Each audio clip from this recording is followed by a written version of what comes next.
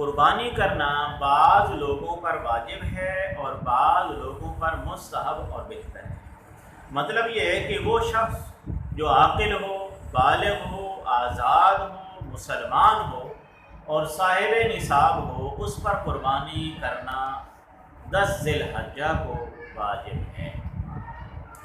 صاحب نصاب ہونے کا مطلب یہ ہے کہ جس آدمی کے پاس 52.5 تولہ چاندی یا اس کے برابر رقم اور 7.5 تولہ سونا یا اس کے برابر رقم ہو تو اس کے اوپر زکوٰۃ فرض ہوتی ہے، اور ایسے مال پر 1 سال کا گزرنا بھی ضروری ہے۔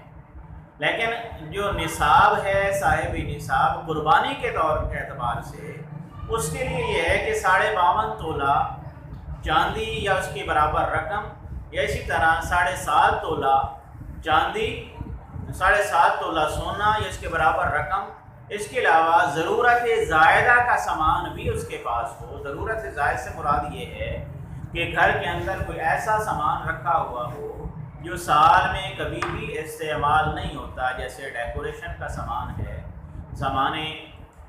زینت کا سامان ہے، LCD اور ٹی وی وغیرہ ہے۔ یہ سامان ایسے ہیں جو ضرورت سے زائد ہیں، ان کی قیمت بھی لگائی جائے گی، اور اگر کسی کے پاس سونا ہے یا چاندی ہے اور ضرورت سے زائد جو سامان ہے اس کی قیمت بھی لگائیں۔ اگر وہ 52.5 تولہ چاندی کی رقم کے برابر پہنچ جائے تو ایسے آدمی پر قربانی کرنا واجب ہے۔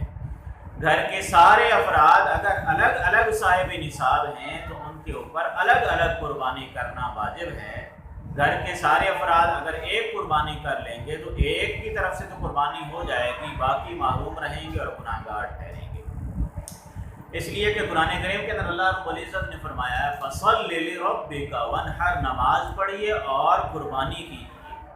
جس طرح نماز ہر مسلمان پر الگ الگ فرض ہے، اسی طرح قربانی بھی ہر مسلمان عاقل بالغ صاحب نصاب پر الگ الگ فرض ہے۔